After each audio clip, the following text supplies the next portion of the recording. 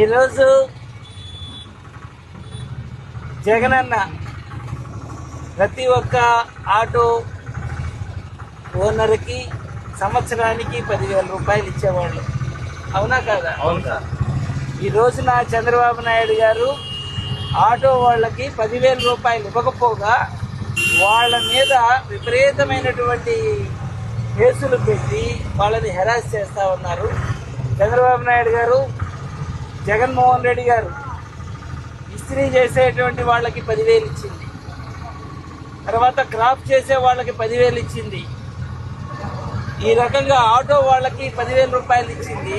వాళ్ళకి చిన్న చేదోడు ఉండాలని చెప్పేసి, అంతేగాని మీకులాగా అమరావతికి డబ్బులు తీసుకొని వెళ్ళి పేదవాళ్ళందరినీ దొంగలో తొక్కడం కాదు.